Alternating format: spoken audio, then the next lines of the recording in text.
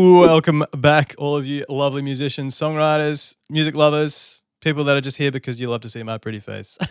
This is Evolve Songwriting. My name's Jake, and it's been a hot minute, guys. It's a new year, but I think this is worth the wait. Today, we're doing Taylor Swift with her album Midnights. Very excited. I know nothing about the album.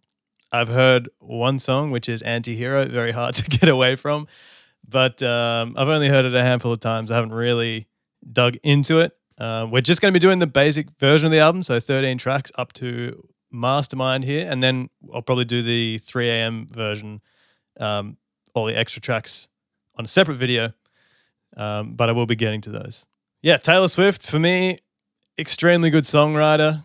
That's hard to argue. It's the style of writing that she does is very much the style that I like. If we just go to the folklore and beyond, man, like that is definitely the Taylor Swift that I was waiting for many years. Fun fact, let's see, just a bit. So just some of my, a bit of my history with Taylor Swift. So the first song I ever heard was Teardrops on My Guitar. That was my brother was playing that song, and I was like, damn, that's a good song. And then he showed it to me. He's like, yeah, it's Taylor Swift. So that was a long time ago. I really, really enjoyed her early albums when it was more sort of like just her and a guitar. 15 was one of my favorite songs with her. Back to December, so all that kind of stuff. Then, she obviously went sort of poppy and sonically went into a lot more of an electronic space, and I sort of stopped listening for most of that. So I don't really know much of the material in the middle of her career. But as soon as Folklore came out, I was like, yeah, this is what I've been waiting for. I'd listened to Folklore like hundreds of times, and so you probably won't be getting a reaction video out of that from it, just because I know all the songs back to front. It wouldn't be very authentic. Same with Evermore. I like that just as much. It's just basically an extension of Folklore, really. But I'm very keen to see what Midnights has in store for us.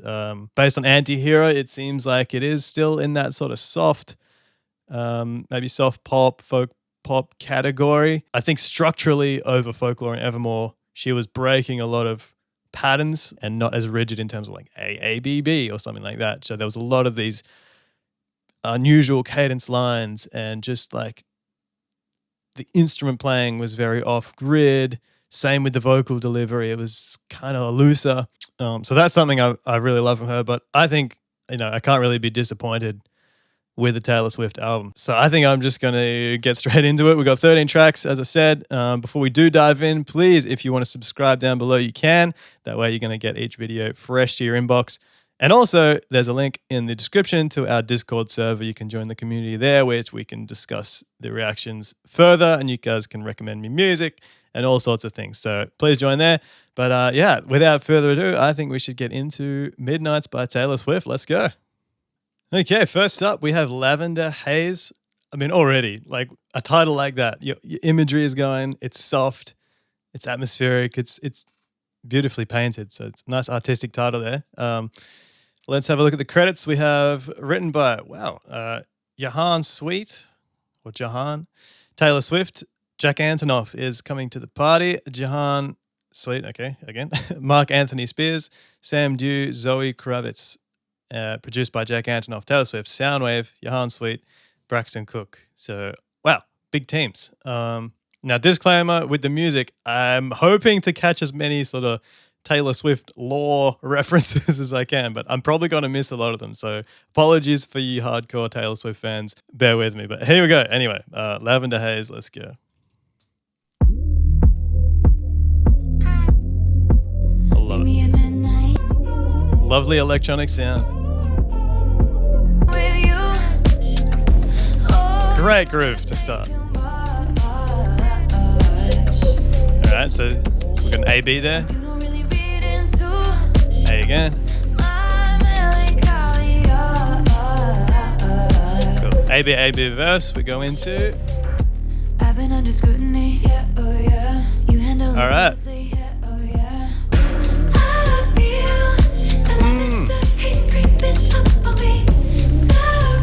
Great falsetto texture.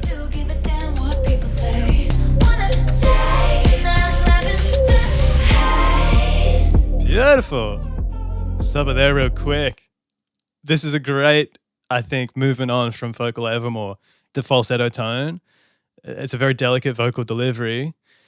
And there's the organic percussion sounds in them for the most part, but we've just got a little bit more pop again, and like structurally and arrangement wise, it's a little more clear cut. I'm loving it so far. I love that bass coming in. It feels definitely like a step forward from Folklore Evermore, and we're getting back into some more electronic sounds, pop structures. Let's go.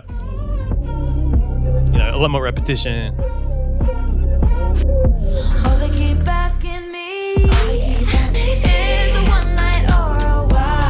But I just want to listen. Love all these little textures. She can be such a storyteller because her career has had so many, moving parts.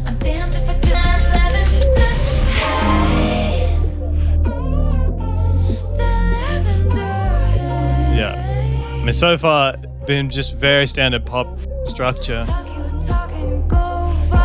Lots of ear candy. Yeah.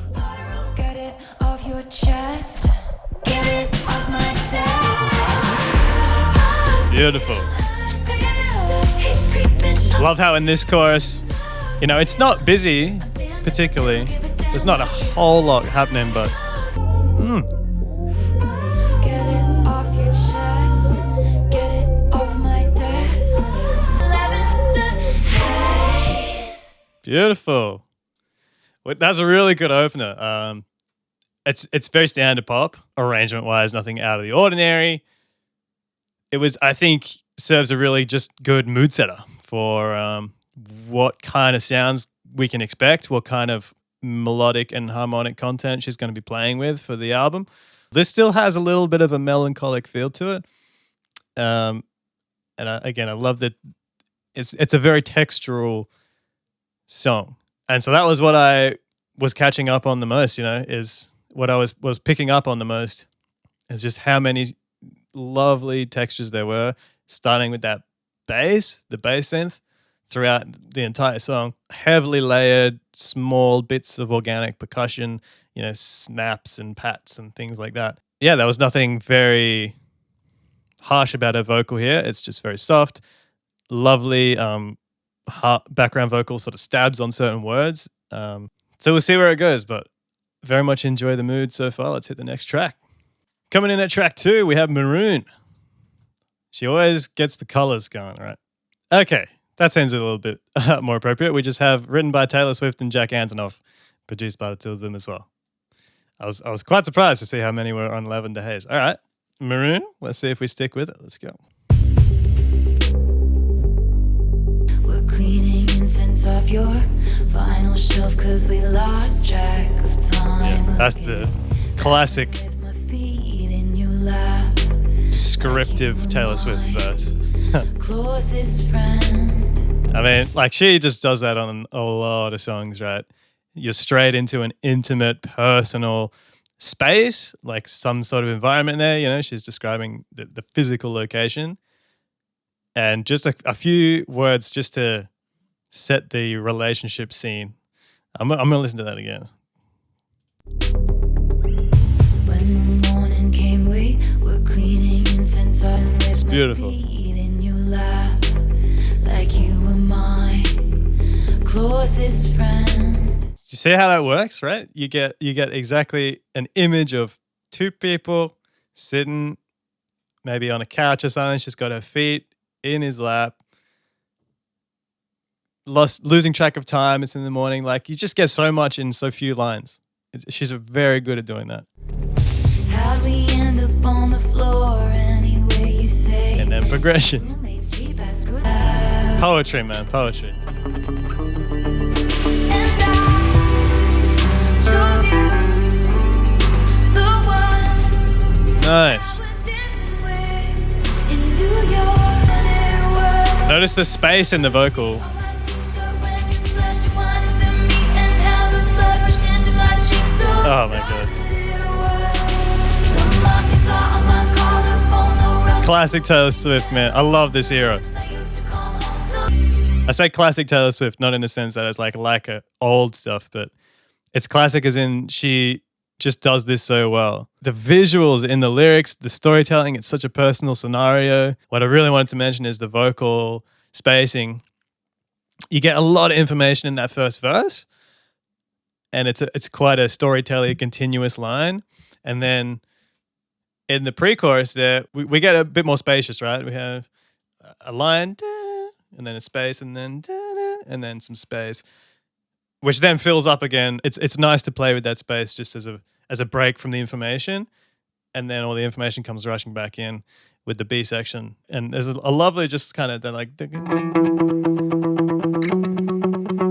driving feel in that muted guitar sort of in the back. I believe it's guitar, but How the hell did we lose sight of us again? Sobbing with your head in your cool. I love how the as the story gets takes sort of a darker twist, it's just that bass, and it's just like that real tense sound. Entry. So notice the jump, right? We start on this, we're like, na, na, na, na, na, and then, da, da, da, da, da, da, and she gets a lot more full in the voice to like signal, right? It's like, cool, we're heading into this next section. It's a great little pickup tool. But this is the section I'm talking about with the space. So we have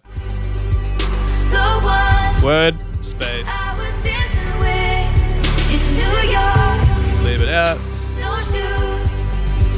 Looked up. Which then allows us to now fill it up with some nicely syncopated vocals. So poetic and full of imagery. Over me, that's a real fucking legacy. Yeah. Delivery on that, the attitude. Burgundy. So we've got maroon, burgundy, and scarlet.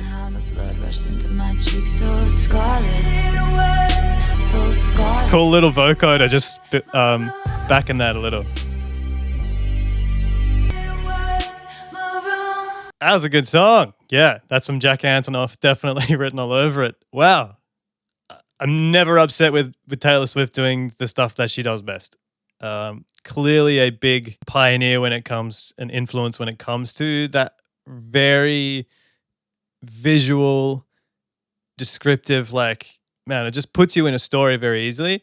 I mean, it's been great listening to a lot of the Lana Del Rey, as you guys have pointed out to me. Lana has been doing this stuff for a long time as well, and she's very similar in that sense, I think, with the writing. I'm not claiming anyone's inspiring whom, but they're definitely two artists that have taken that and pushed it forward. She's big on these colors, and colors are great mood setters. You can really, really push and describe. So if we think of maroon and scarlet and the way she was describing, it's like blood rushing into your cheeks. Not only are they visual, but we associate those colors and things with feelings of, I mean, depending on the context you put it in, red could be a sweetness or it could be an anger. And the soundscape helps you decide which is which, right? So we started out with this very sweet first verse. It's like, oh, everything's lovely and great. And we're just like getting so lost in time together and it's all fun. And as I mentioned, we drop out of that first chorus and we're just kind of left with this sort of dark, tense bass, synth bass. The vocals just came on top of to tell us about, oh, well, maybe things aren't actually getting that great, and there's actually some issues here as we start to enter and this is like a Hollywood style of narrative progression, right? I mean, you have this lovely exposition, and then we have complexity and drama and problems, and then we have a climax and resolution. But yeah, sonically, it's like supporting that narrative with, I think, the synth bass being a little more tense, and just some of the harmonic choices in that second verse.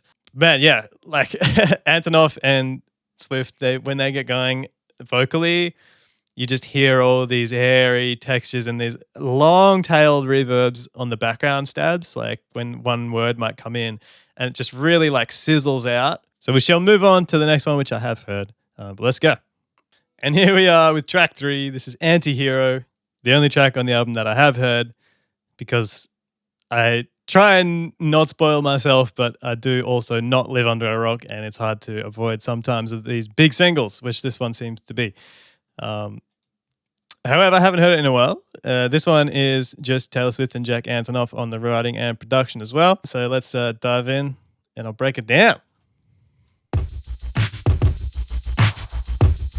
Definitely a unique percussion feeling with this. So the varied ending on the line, yeah?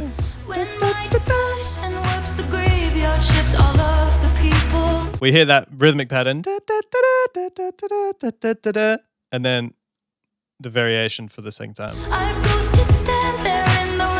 That time there. I should not be left to my own. Now the vocal really very flat melody, which makes the chorus pop way more.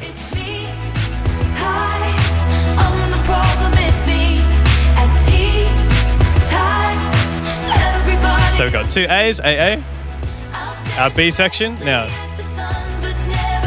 we've heard that before, right? That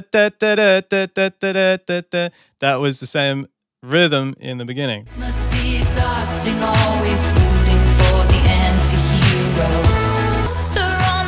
So this is just very melodic, melody heavy, right? Other than that, it's just, you know, a groove that's not so in your face. The kick's a little dirty, but like most of the harmonic information, you know, it's very much focused on her vocal. Pierced through the heart, but never killed. With the odd little ear candy in the transitions. So compare the rhythms too, right? Before we go into this chorus, super straight rhythm as opposed to like a lot more syncopation in that one. So it just gives you a great rhythmic contrast. Sets up this beautiful chorus.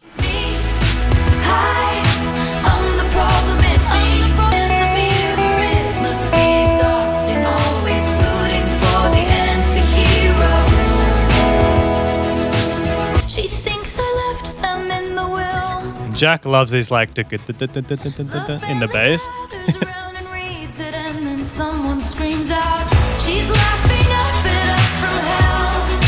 Again, these soft backgrounds, very airy delivery. Such a different delivery in the ending here. It's me.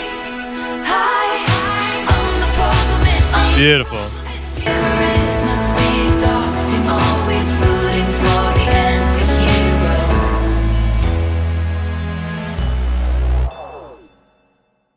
It's a great pop track, man. Definitely a good single to go with. I think a big reason why this song did so well as well is that opening line of the chorus, man.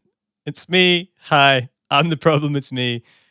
You can take that into so many situations. It has such a good tone of like self-reflection just through that one line. The story in it is great. You know, I really listen to the music, right? I really focus on the textures, on the vocal delivery, the space and the rhythms and the melodies. So, you know, if you come here for the story and me like just sobbing to the lyrics or something, you're probably not going to get that too often.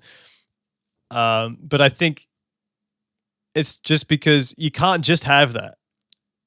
What I love about all the rest of the sounds, it's not that I don't like the lyrics, but generally on a first listen, it's like you can't quite pick everything up. Except for that one chorus, you can definitely pick it up, right? But you can still feel the song so like just right to your heart because of the way the sounds are set up and the way of, again, her rhythms and melodies that she writes. It just like they're written in such a way that it's just like direct into you, man. Like it's just, I don't know if that makes sense, but there's no difficulty in understanding like where she's going emotionally. And that's what makes a really good song. It's really beautiful. Again, texturally, it's doing a lot. Like I said, Jack Antonoff definitely uses a lot of synth bass and to drive songs, which you don't really notice too much, but just these like boom, boom, boom, boom, boom, boom, boom, boom, boom, in a lot of instruments really plays the subdivisions a lot. Yeah, it was all diatonic. You just really just sitting on those chords there, working really well with space, leaving those little pauses. Me, hi, da, da, da, da, da. This kind of stuff's been doing, you know, keeping pop alive for many years because it works. I'm very keen to get to the next song, and you might know why. Let's check it out. Time for track 4, Snow on the Beach, featuring Lana Del Rey.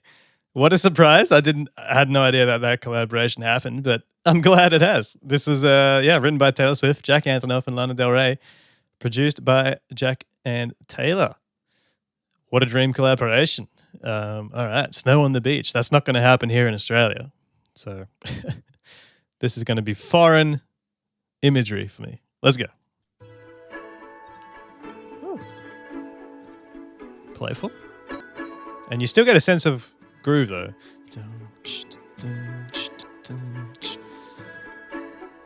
One night, a few moons ago, I saw flags of you.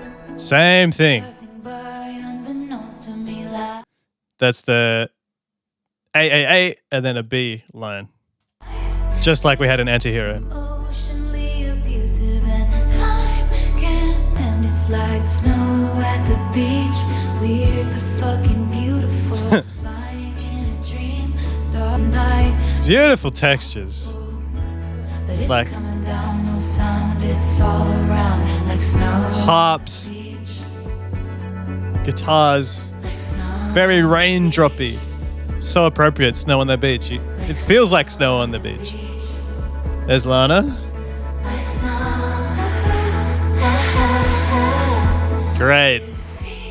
Feels like Borealis green. Definitely a whisper track going on there.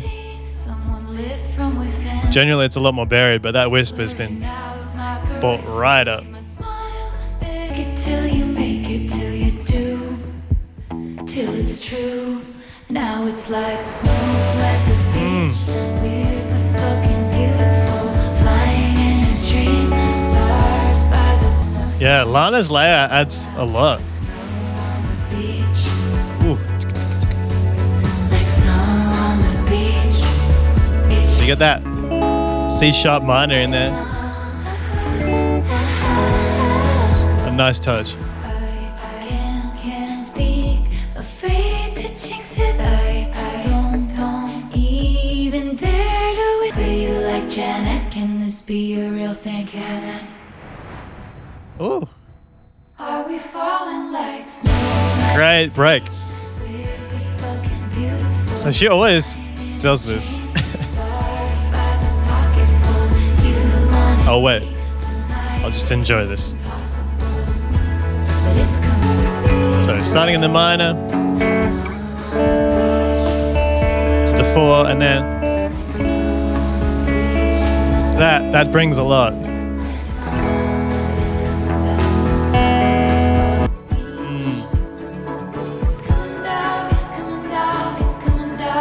Sleigh bells are great too. Gives it that festive kind of feeling. So, whew. Lots to go through. I don't know if I'm going to get through it all. So, just like instrumentation wise, I mean, this kind of thing I feel like has been really gaining traction. Think of people like Lizzie McAlpine recently. Think about even Phoebe Bridgers to an extent. Just these very, very folk heavy instrumentation, which I'm talking about, plucked strings and plucked guitars and harps. Any sort of string instrument you can get your hands on, you know, like pluck at it. That just gives you a very, very rich, droplet-y, rainfall-y texture that just everything just swims in it. Plus a really, really sparkly high end with the chimes and just some super sparkly textures too. So the bells, right? Ding, ding, ding. They were going through a lot of it. So just a beautiful bed. And that definitely isn't the first song that she's done like that. There was plenty of that, again, on Folklore and Evermore. So good to see that sticking around. Now, I do really enjoy Lana's feature on this, just bringing just that extra little vocal texture. Look, I'll be honest, I wouldn't mind if she took like a verse or something. But she has that, obviously, that character, like roundness to her voice and softness and like classical opera-y way she sings. But yeah, Lana's like boldness cut through a little bit. Very, very nice. Now, a lot of, let's say rhythmically, we had da da da da, right? Snow on the beach. That line was repeated a lot of times, just really sort of hammering one line. And I really like to think about irregularity versus regularity. That one, that's an irregular, an example of what I would call an irregular line. And if you listen to the lead into that last chorus, let's call it the bridge. Here, right?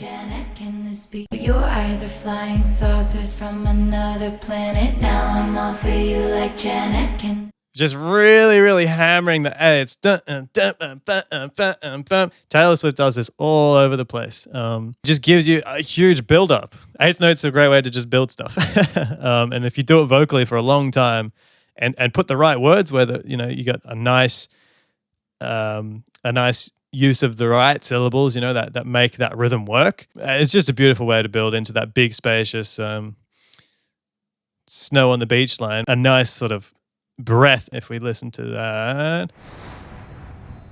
I mean, we had that cool little break, but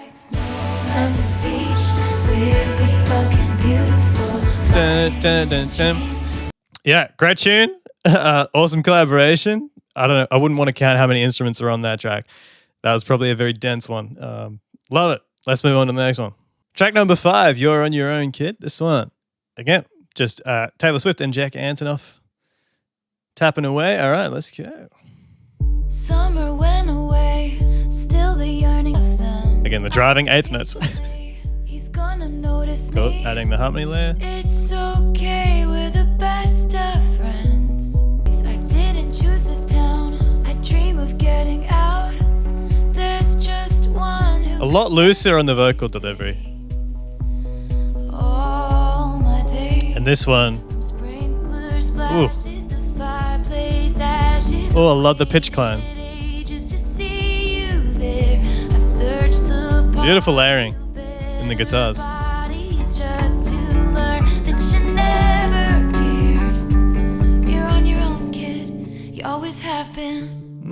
What I want to say just quickly about this one, lyrically, you get a lot of these sort of ending lines that act as the starting line to the next section.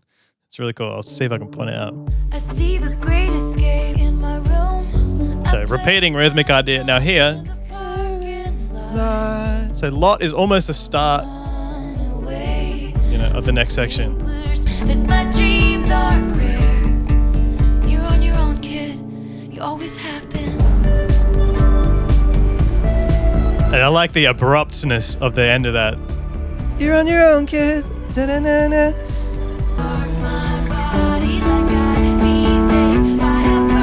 Everything is just climbing.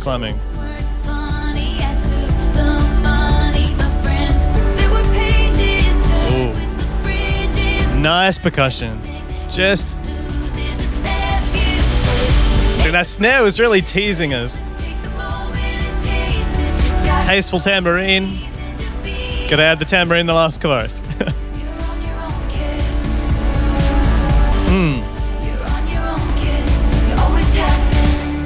Beautiful. Okay, it's such a Taylor Swift song. Like, new Taylor Swift song. She's come so far, man. Wow. It's just writing I can get behind any day of the week. So just quickly on that one, in terms of breaking down the concepts in there, like this is how to write a Taylor Swift song, right? You have a repeating syncopated idea, which was that pre probably. From sprinkler splashes to fireplace That. ashes awaited. Do that with a climbing pitch, adding harmony layers over an eighth note drive with a 4 to the floor sort of drive on the kick, man, and then you got yourself a perfect song. And then an abrupt, like poetic punchline. You're on your own, kid. You always have been, which was a nice way to wrap up. And I can appreciate the subtlety of these actually, because it's very easy to just get carried away and be like, we'll just make it explode, but does that really fit the message of the song? Does that really fit the theme? Yeah, you can see how much the driving rhythms really actually impact that. And I love the snare touch at the end, just building that sharp snare just up towards the end, just to give us that real extra punch of energy. But I can imagine, writing a song like this just on acoustic guitar, very strummy line.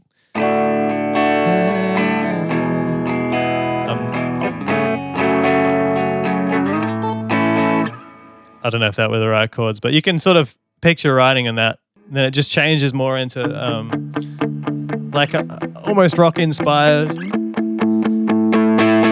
I don't think you'd sort of write it like that. I can definitely picture that song being written on guitar a little differently, and then Jack sort of bringing the energy out of it with some of these ideas with the driving rhythms. But yeah, really awesome song. We're almost halfway there. Let's keep going.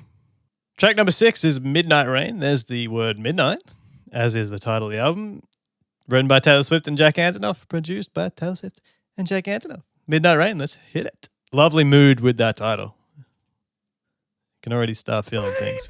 He wanted it comfortable, I wanted that pain. He wanted a bride, I was saying. So a lot of pitch effects going on there. So establishing a melody already. Obviously going to come back.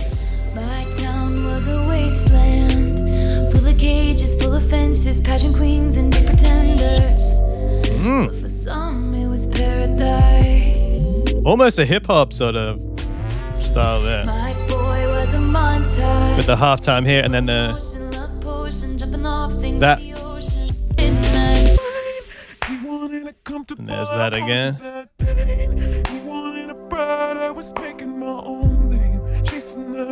Oh yeah. But for him, it's every day. Man. So I peered through a window, gave away. 'Cause he was sunshine, I was midnight. Like she's so conscious of how the words really come out of her mouth. Because there's so many words you could choose, and sometimes they don't feel like related.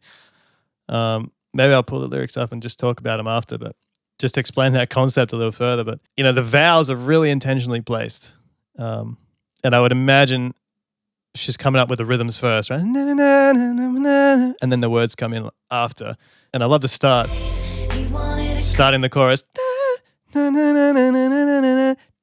Really sticks out.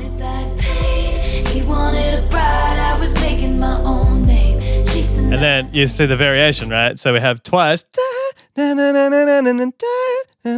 Chasing my own name. And then she comes down to lead us into the B section. It's great writing. All of me changed like midnight. Said when I'm on TV, I guess sometimes we all get some kind of haunted. And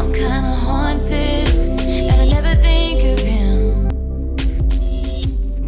So we see a lot more of this. And there's semiquaver patterns and combinations. That was a busy one lyrically. It's a bit hard to track. So I'm just reading the lyrics now, but that was some.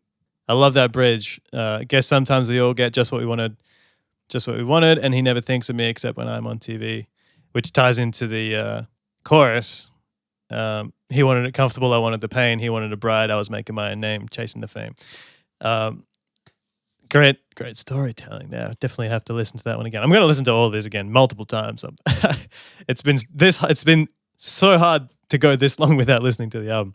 Anyway, again, there's not a whole lot of like harmonic presentation going on here. You've got chords there, obviously, but they're really not like being, you know, thrown onto a piano really obviously or a guitar really obviously. It's like, maybe the bass is going to take one note of the chord and then like this synth is just going to like drone on another part of the chord. So like I'm barely playing my guitar this video just because it's not like harmony heavy music. All the harmony action is really coming from the background vocals. So, you know, I'm really looking more at like the rhythms and the melody and how, again, the words that she selects, if you think rhythm first, you gotta pick the words that fit into that nicely and the vowels that really work. So in the verses, let's go back to verse 1. Wasteland, full of cages, full of fences. Right, so full of cages, full of fences. There's filler words and there's like words that actually contribute to the main material. So in this case, cages and fences are your like oomph words, the stuff that really contains the information, and full of, they're your rhythmic filler words. They're there because it needs that da da da da da da da. But like the meaning doesn't change if you take those full of and that words out. You're really just listening to cages and fences where the vowel is. All these syllables are getting placed in the right place. So that's super important to do. And that is, I think, one of the hardest things. Like when you listen to songs, you don't really hear that, like how much effort it's, or maybe how little effort, because it's just that good probably. But that is really a skill, is placing the right words so the syllables really fall to give you the rhythm that you want. I can almost guarantee you that the rhythm would have been in her head before, like da da da da da da da, and she just really wanted that. I want to highlight in the chorus. Check out the way they go into the B section here.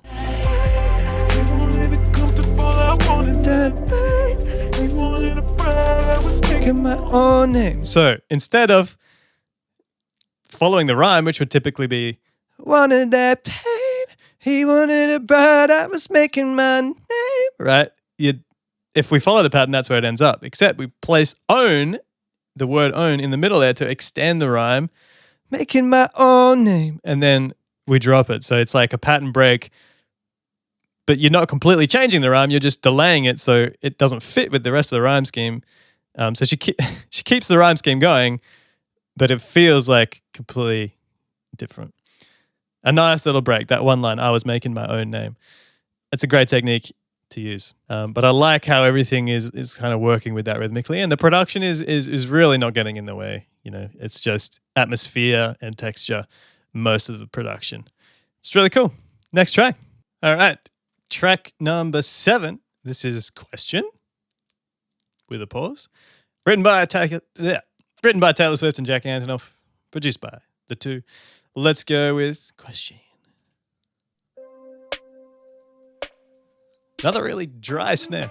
Good girl, sad boy, big city, wrong choices. We had one thing going on. I Again. swear that it was something, cause I don't remember who I was before you painted all my nights.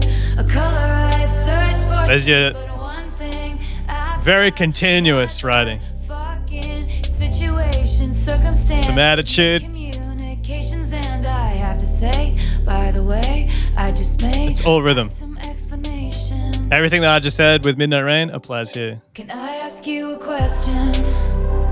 Did you? Then what did you do? Oh yeah. I love this kind of stuff, man. House in the middle. Jack and her could make albums for days.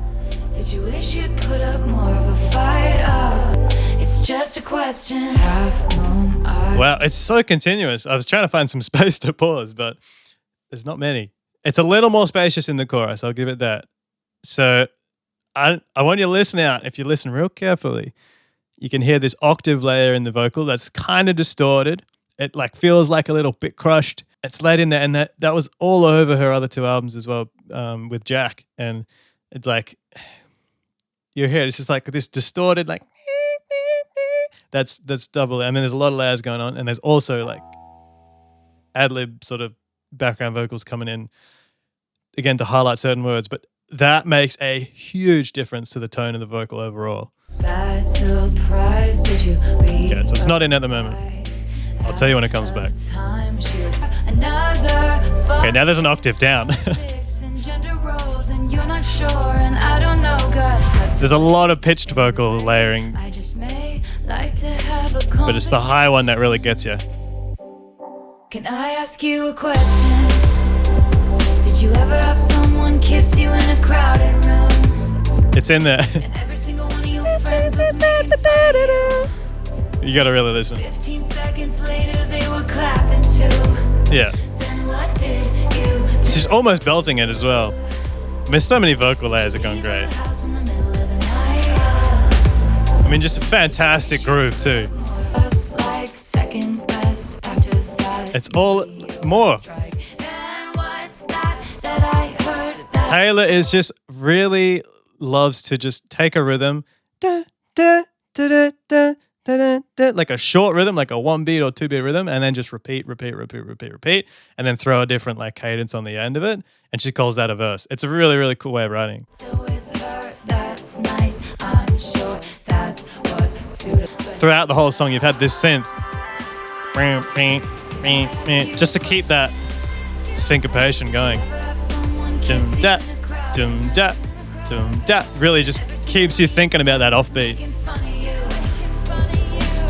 I think there's that 3 chord there as well.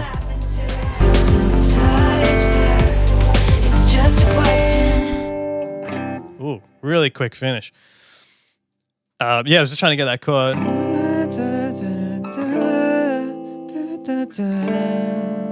I think we hit the 2 there. Sounds like a minor chord.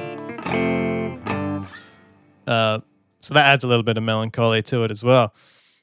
But let me just hear the end of that again. Did you wish you'd put up more of a fight? When she said it was too much, do you wish you could still touch her? It's just a question. Yeah. Narratively, it makes sense sort of with that abrupt ending. Kind of leave it's like open-ended, just like a question would be, right? Nice. Jack's production does a lot of things. Tricky thing to do. Every synth has to really sit in its own pocket. That ending section is a great example of like everything in, but everything working. There's an arpeggiation, some sort of arpeggio synth going on. All the vocal layers, the drum groove, the bass comes together so nicely. And you can feel that potential even when she's sort of in the beginning here, and it's just that dum da, right? It was something 'cause I don't Dun, da, because that synth, that little sort of warbly is always keeping us focused. If that was out and you just had the drums there, which is just like, I believe in a half time. Wrong choices we had one thing. Just a standard dum ga, dum ga. Had it not be for the synth, I mean, her vocal is also singing like matching that synth as well, so they're kind of acting as the same voice. Without that synth sort of backing that rhythm up, I don't think it comes across as strongly, which keeps you in this more of a dancey state, I think. Again, it's just pick a rhythm and then repeat it over. Like, it's like, see how creatively we can work in lyrics to this one rhythmic idea for one section, and then pick a new rhythmic idea and see what kind of lyrics we can work into that for the next section. It's a really great way of writing, in my opinion. The lyrics just flow sometimes, and they just keep going, and that makes me want to just listen to it 50 times just to really catch everything, because there's no way I caught everything there. Lyrically, it's just, you can follow it on a surface level, but to really understand all the nuance to it takes a few listens. Really nice. All right, next one I'm looking forward to. Let's hit it. Track 8, we have Vigilante Shit. Cool title. I have heard some people say this is their favorite song, or very high up on the list. This one just written by Taylor Swift and produced by Jack Antonoff and Taylor Swift. Let's go. Draw the cat eyes sharp enough to kill a man. Ooh. You did some bad things, but I'm the worst of them. This is different. Sometimes they say looks can kill, and I might try. I don't dress for women. Great wordplay. I don't dress for men. Lately I've been dressing for revenge. Still straight in the rhythm. I don't get sad, get even. Weird. So on the weekends, I don't dress for friends. Lately I've been dressing for revenge. Cool. Picture me thick as thieves with your ex-wife, and she looks so pretty, driving in your Benz. That tense 7 back to the minor. She don't start shit. Lately she's been dressing for revenge. Ladies always rise upon the ladies simply. I love this. This is this strange like juxtaposition of like hip hoppy with the 808s, but then it's like kind of melodic too, right? Because then we have like, and you hit this kind of major section, which is a bit weird. Not weird, but like you wouldn't hear that in a hip hop track. But then you got like this really distant reverb full vocal, especially here. Well, he was doing lines. Now it's dried up a little, but and the hat's about. Told his white collar pants. I'm on my my vigilante shit again. I don't start shit, but I can tell you how it ends. Lately I've been dressing for revenge. It's so funny. Yeah. Great track. Definitely reminds me of the, like, what's the song? I keep coming back to Astronaut in the Ocean. It's just got that similar, like, drop kind of weird, I don't know. Maybe not the best comparison, but I'm also getting a little bit of, like, King Princess, Cheap Queen. Just a hint. It's weird. It's this weird mix, right? Because it's so funny hearing such a soft, melancholic album with one song like this on it. You know, it's just way more attitude. I like it. Don't get me wrong. Just that typical sort of minor entry. And you had a couple of the coming in from that dominant. But yeah, I mentioned that major section, which kind of brought back the songwritery aspect of it, which there wasn't much of. But so with any song like that, it's all about the vocal rhythm. She didn't bring too much activity to it. A lot of just like really just hammering that subdivision, which is something that's just common to that style. So I think that seems like just something that she wanted to have a bit of fun with, definitely. You know, she'll always sort of work in these more like edgy and I'm not so innocent, I'm not so sweet songs, and it's really hard to imagine in my mind, just like because you see like she's got such a soft image that it's very hard to like see, you know, compare that to something like Charlie XCX, for example, like Meg Myers, I think, and what's another example? I mean, I listen to Chloe. You know, that makes a lot more sense in people with artists like that. So it's a little harder to imagine with Taylor, but she definitely always sneaks in there, and it's good because it just reminds you that, you know, she's a complex person as well. But yeah, it's a very fun song. A bit of boss attitude. I like it. We should move on there. Next track. Coming up at track number 9 is Bejeweled. This one. Written by Taylor Swift and Jack Antonoff. Again, produced by the two. Let's go.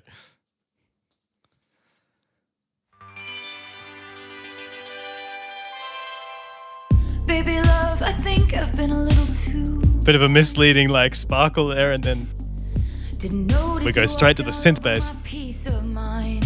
And the shoes I gave you as a present. Putting someone first. Classic background stuff. In their top 5. On out tonight. So that, again, that's for me where she starts to really shine. Structurally, that line is, you wouldn't expect that. Let's listen to that one more time. Let's point out any patterns at all going on there.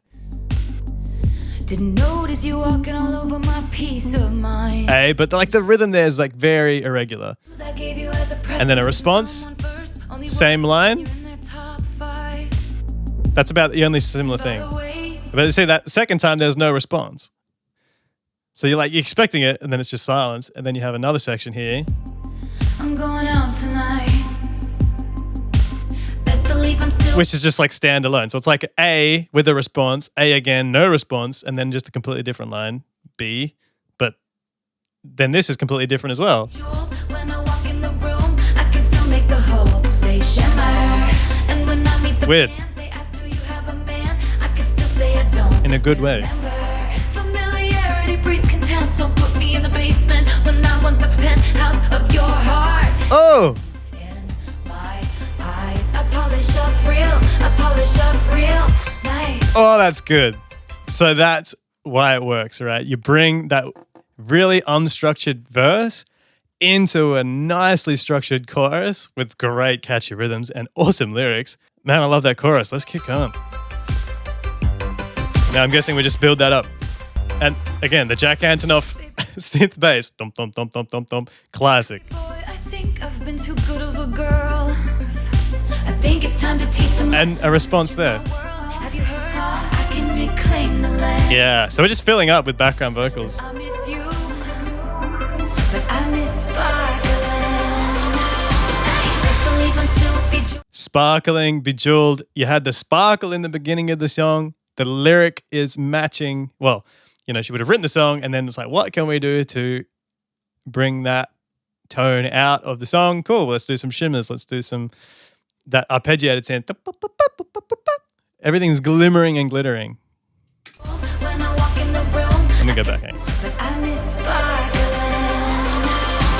Best believe I'm still bejeweled when I walk in the and when I meet the band. They ask Beautiful rhythm. me, man, I can still So say I don't. AA, B section. Familiarity breeds contempt, so And- put me in the basement when I want the penthouse of your heart. That's a beautiful B section. My eyes, I polish up real, I polish up real. Nice. And it's just full of those little one beat gaps. So it's like an AABC in the chorus there.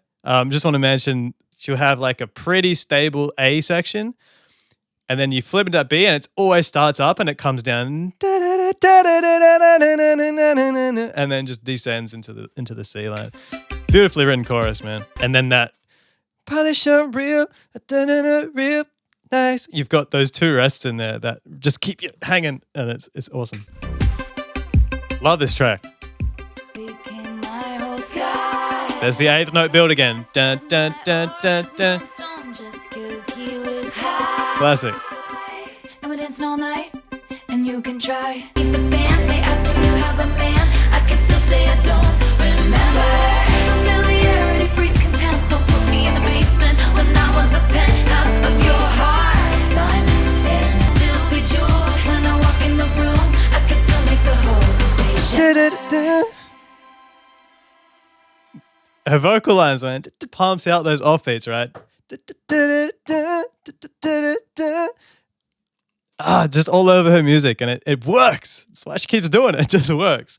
Interesting. I'll just quickly mention the chord progression there, which I hadn't focused on at all this album. Is to the two. So just sneaking in that two minor.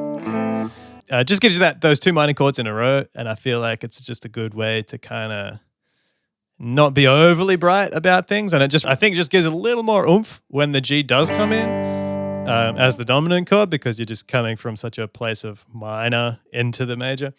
But again, it's just fairly diatonic harmony, and Jack's just keeping that cruising bass line, man. He loves them.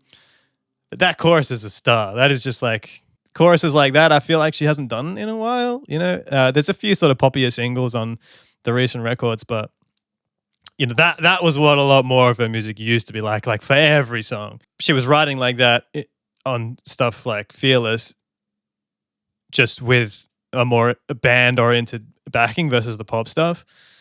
But take something like Blank Space. Having the more organic feel in the later records means it's like, oh, you can sort of move away from that. But just bringing back the real pop chorus, it just feels good. It feels good. It works a lot. Really nice. And just lyrically awesome. I love the line, the penthouse of your heart, in the basement in the penthouse. That's a great line. Really creative stuff. Not easy to do. I'd put that up there, actually. I really like that song.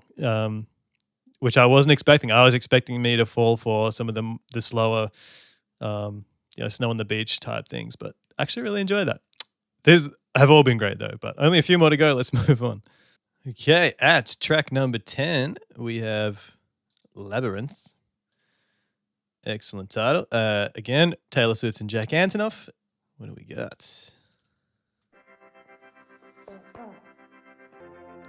Some cool harmonica ideas. It only hurts this much right now. Yeah.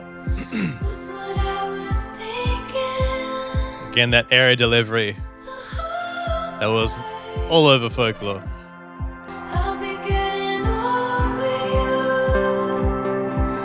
My whole life scared I Super delicate. elevators never trust. It's the same thing. We have da da da, a simple rhythmic idea, and then a line that sort of closes it off. The soft kick really doing a lot. It's very tasty. It can't last. It's a bit of a divine sound with that sort of organ. I'm falling in love. Notice the vocals actually dried up a bit. The reverbs come back. I'm falling in love. I thought the Dun, dun, dun, dun, repeating rhythms everywhere. I feel like it might just explode. I feel like it could. I'd love to hear that. See, they're sort of teasing it, but then it just kind of and sucks back out. You're back to make me break. 'Cause Just keeping a lot of space. Very sparse mix. you know Just textures and ambience. that every Lovely. just like that. Oh, I'm falling in Kind of wish after that swell it might just kind of open up with some drums, but love again. don't think it's going to come. Okay. I'll take that. Third time? Fourth time different.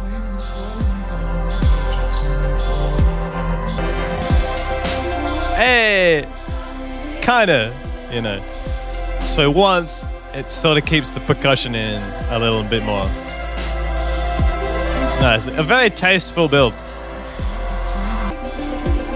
Again, all the subdivisions are covered. 16ths. Over the 8th. Boom, ba, dum, ba, boom, ba. Nice. Yeah, very tasteful. For me, if I was like producing that, I'd probably get really carried away and I'd rather be like, falling in love, doom, ska, doom, doom, doom, ka, and just bring in like some rock drums and really open it up.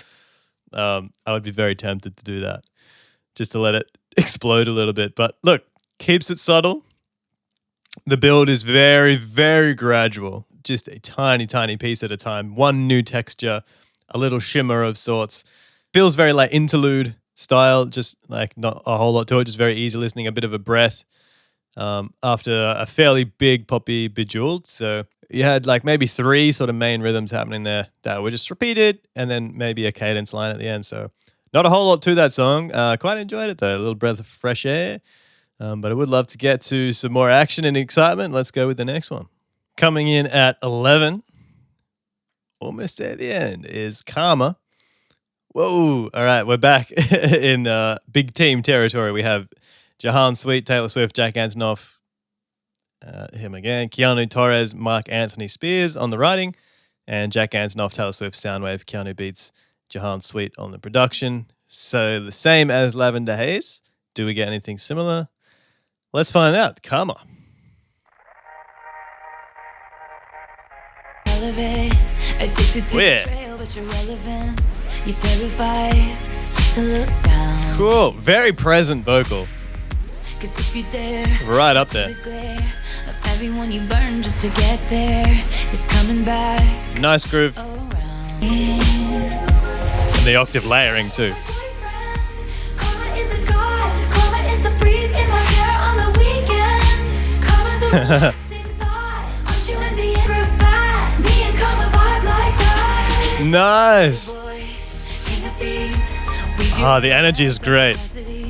My pennies made once, trick me twice. Don't you know the cash ain't the only price? It's coming back around my side. Really necessary to take out the synths here. Otherwise, it's just too much. Know what I mean? Again, focus on one rhythm. Ba-da-dum, da-da-dum, da-dum, t-t-t-t-t. And then we get another rhythmic idea in the verse. And then a pretty continuous chorus. 'Cause karma is my boyfriend. And we go into the really focusing on the higher subdivision. It's a relaxing thought. Aren't you envious that for you it's springing my lap 'cause it loves me? That's so good. Like a goddamn acrobat. Those years, Okay. ask me what I earned from all those tears. Ask me why so many again. things, but I'm still here. So this is a great paced song. It's really important to notice the subdivision action between the 16ths and the 8ths, right? So 16ths being taka taka taka taka, and then the ba ba ba ba as the 8ths. That's what I'm gonna say. And so the feeling, and because of the hats, right, in that chorus is 16ths. Ticka, ticka, ticka, ticka, tick. We're really feeling that 16th, and most of her vocals are on there too. But it's broken up between these like ba ba ba and you're putting in the eighth notes to break it up. Obviously, it has to work lyrically as well, so that makes a difference. Having the eighth notes gives it some life, gives it some breath, and like rap is really good at doing that as well. A lot of rap genres, so I love that. Karma is the thunder rattling your ground. Karma's on your scent like a bounty. It just naturally works with the karma is a, right? That's just a very natural 16th note phrase. Karma is a. So it's no wonder she's gone with a lot of these 16th note rhythms. Karma's gonna track you down. Spy on the screen. Yeah, vocals still real in your face. Then she kind of slips into the falsetto that comes back a little bit. Jack Antonoff nails the synth bass every time.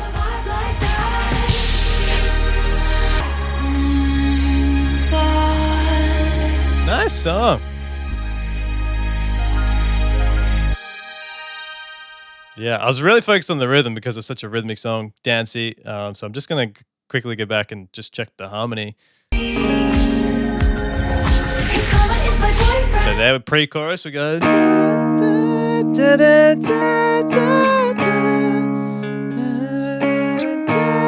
So we got a 4-5-4-5 sort of tension builder, releasing into. Karma's a relaxing thought. Aren't you envious that for you it's not sweet like honey? Karma is a cat purring in my lap 'cause it loves me. Flexing like a goddamn. So that's what you can feel. And I wasn't really paying attention to it before. So we start on the 5. Boom.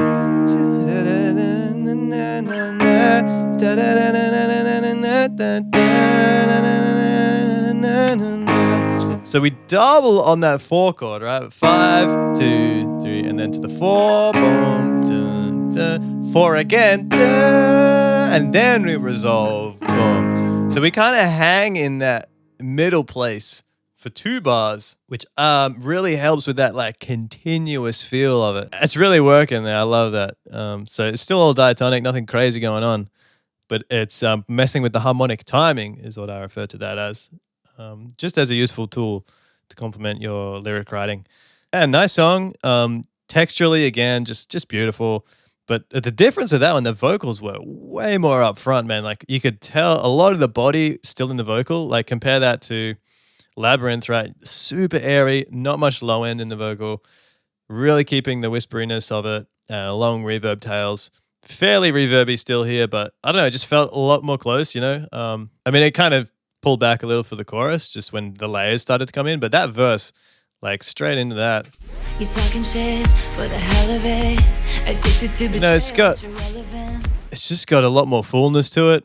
Yeah, don't mind that song. Definitely on the more dancey side for the album. Love it. All right, 2 more tracks to go. Let's move on. Second to last, we have Sweet Nothing, written by Taylor Swift and William Bowery. New name, produced by Jack Antonoff and Taylor Swift. Now, before I forget, I also want to look, I just remembered, so that last track, Karma, the writing and the continuousness of it really reminded me of Tis the Damn Season on the last album. Anyway, track 12, go listen to them back to back, you'll see what I mean. Track 12, Sweet Nothing, William Bowery. I want to see who this guy is. William Bowery. Anonymous pseudonym used by Joe Alwyn. Co-wrote songs on Folklore, Evermore, and Midnights, including Exile and Betty, 2 of my favorite ones. No one knew who he was until Taylor Swift reveals Bowery's true identity. There you go. Cool. Little bit of trivia there for you. I love it. All right, cool. I'm going to check that guy out. Anyway, Sweet Nothing, second last track. I always love seeing how people are going to close and sort of get to the end of the album. So let's hear it.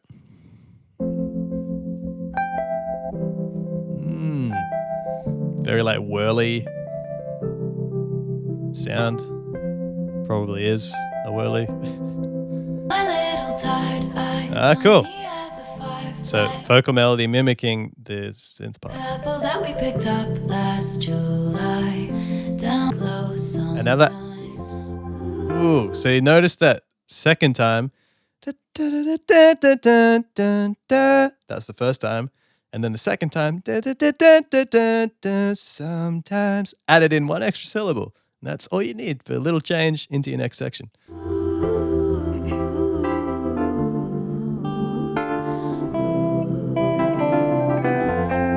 They said the end is coming. Nothing. Ooh, lots of like very dynamic vocal delivery, right? Definitely not compressed On the a way lot home, at all. I Oh, it moves on. Sorry to keep pausing it, but now we've moved away from the vocal with the synth, and it allows the song to just expand a little more, just become a little bit more dimensional. Oh, I love the brass. But that's how whirly, that's just the end is coming. gluing everything. Everyone need nothing. Again, repeating rhythm, cadence line. You're in the kitchen humming. All that you ever wanted from me was nothing. We just out glad handing each other, and the voices that implore you should be doing more. To you, I can admit that I'm just too soft for all. Loving the delivery here. Again, I hate to be pausing this. Very big feature in a lot of her recent stuff. Again, makes sense now that, what's his name? Mr. William Barry has shown up. The background vocals, A, the writing, and B, the treatment of them. If we just go look at the treatment, super common thing. She'll have a nice, intimate, clear, focused lead. And then the background vocal, or the harmony, in this case, drenched in reverb. So it's not like a parallel sound on the reverb. It's just like on the background vocal. So you just hear this very distant harmony, and it's not as definitely not something that you would normally see in like a pop song where you might have just all the vocals kind of being sent dry and then through to like a reverb bus. It's a nice thing. It just gives you a lot more separation, I think, between the lead and the harmonies. But let's keep going. This is beautiful delivery, man.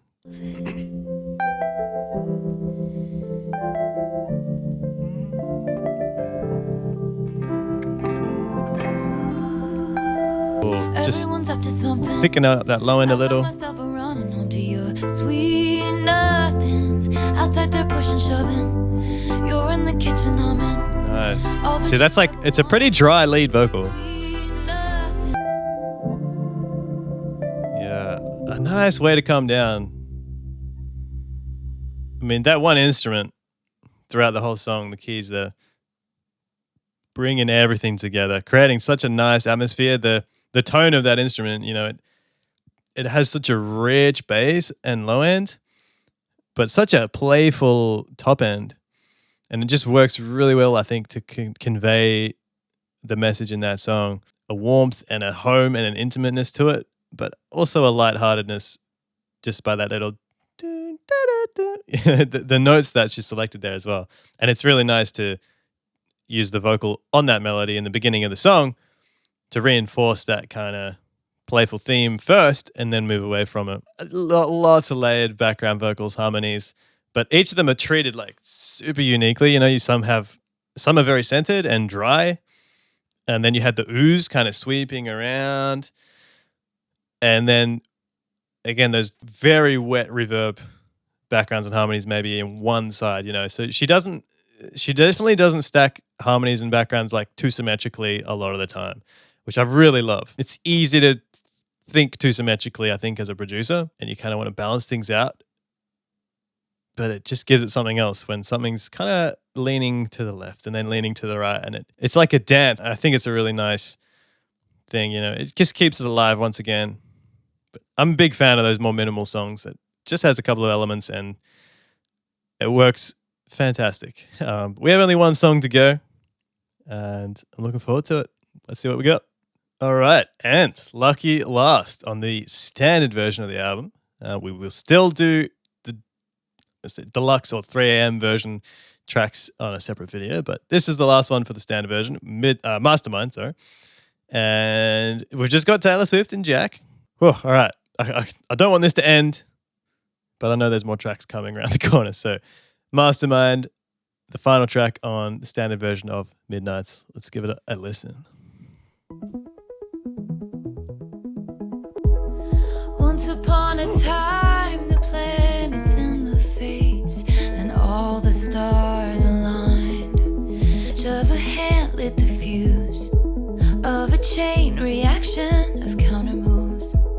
to assess the equation Man. of you. She's so creative with the lyrics.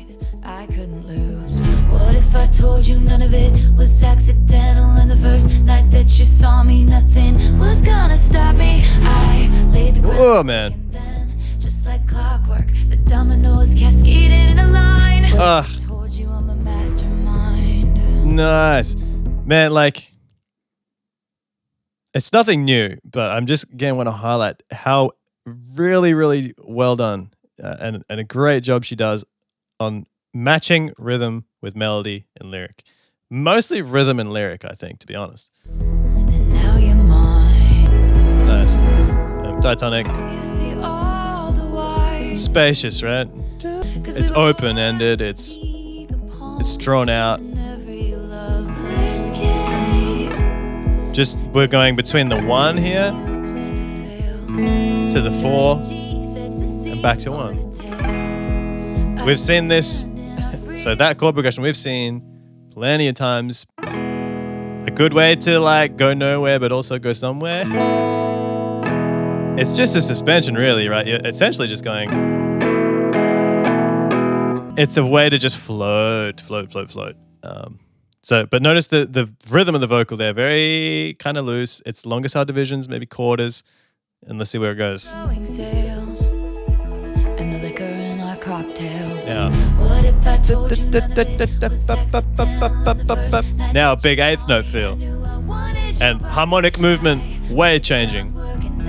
Just like clockwork, the It all kind of climaxes and we get space again. it was all my design. 'Cause I'm a mastermind. But so we went to the 8th note subdivision and the harmonic timing, I believe it got closer. We'll have another listen back, but No one wanted to play a lot more chord me as a movement. little kid. So I've been scheming like a criminal. And the soft kick 4 to the floor too, that's great. So I told you none of it was accidental. And the first night that you saw me, nothing was gonna stop me. Okay, so we have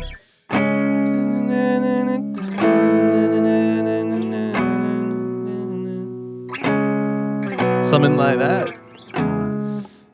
Definitely a lot more movement in the harmony. Then saw a white smirk on your face. You knew the entire time. You knew that I'm a mastermind. And not 'cause I'm a mastermind. Beautiful, beautiful way to end it. It's kind of an open end, closed ending.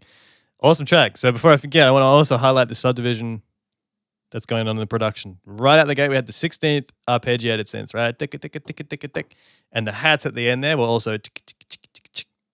Then we had her vocal sitting on the most of the time ba-na-na-na-na-na, on the 8th notes, and then all the strings in the ooze taking care of your long subdivisions in the back. So a good spread of subdivisions keeps everything out of the way of each other. Yeah, awesome. I just want to go and really tie down that chord progression in the chorus there. Sense to make them love me and make it. And I swear. So there we have a 3 Cryptic and Machiavellian 'cause I care. to a 5 to a 6. So we have a 6, 4, 5, and then 1 invert, boom, drop get the falling bass in there. But yeah, the movement of that is a lot more quick than just like 2 bars each on the 1 and the 4, right? So you get 2 bars per chord there versus the chorus 1 bar per chord. You can really feel that, right? You can hear the pace increase, but unless you're sort of musically really analyzing, sometimes it's easy to miss, and you're like, why does this feel so like the pace has just gone up so much? But harmonic timing. But that's it. That was Mastermind. Anything about same sort of vocal production, just got the airy, layered backgrounds, some harmonies floating in and out. I mean, the vocal production and arrangement for this album and the past 2 have been really similar and really well done, and I'll never get sick of that, man. Her voice suits that a lot. Same, very similar to Lana Del Rey in the way that her voice works in stacking it. Big fan. But that's the album. I think I'm just going to gather my thoughts and pick a few favorites, discuss the whole thing. Thanks for making it this far. Let's give it our final thoughts. And there we have it, ladies and gentlemen. That is the end of another fantastic Taylor Swift album, at least until I get my ears around to the extended version, which I definitely will do. Stay tuned for that. But yeah, that was a beautiful collection. We didn't move too far away. I would say definitely not as much of a folk influence. We definitely drifted a little bit. Some songs, you know, had the very like Snow on the Beach, very string heavy, folk heavy, pluck heavy on the instrumentation. Folklore Evermore, especially quite piano centric. We didn't actually get too much of that this album. But we kept that sort of mellow, soft, organic feel. Had a few little like twists in there, vigilante shit. Yeah, as far as favorite tracks, I was actually a really big fan of Bejeweled. Wasn't expecting that. I just think the chorus was very well written. It really got me. And honestly, Lavender Haze, just the first track, actually, and Maroon. Maroon, lyrically, probably my favorite. Bejeweled number 1, Lavender Haze maybe number 2, and let's go Maroon number 3. Really enjoyed those, but again, the whole album's great. I'm a huge fan of Taylor's writing, and the way she works with Jack Antonoff is just a great match. She definitely had some albums in the past where the production really took over, and it was like her lyric and vocal is just kind of part of everything. Again, it was in that sort of middle point of her career where we started to get like songs like I Knew You Were Trouble, and it was a great time for her, I'll be honest, but this is the kind of music I live for, man. Like, this is the Taylor Swift that I need, personally. And it's good because I think it's much more lyric-centric and you know, she's just much more of a storyteller in this setting. One listen is never enough for me to get everything, so please throw down in the comments, you know, things that you liked about the album that you noticed, stuff that I've missed, maybe things that I've said that you disagree with. I do love to keep these discussions very much, you know, alive and want to hear your thoughts on the music. But another good place to do that is in the Discord server. So please, the link is in the description if you'd like to go there. It's a bit easier to sort of chat that way. And yeah, subscribe if you haven't already. And I look forward to seeing you guys for the follow-up video of this one. Until then, have a great week. My name is Jake. This has been Evolve Songwriting. We'll see you in the next one. Peace.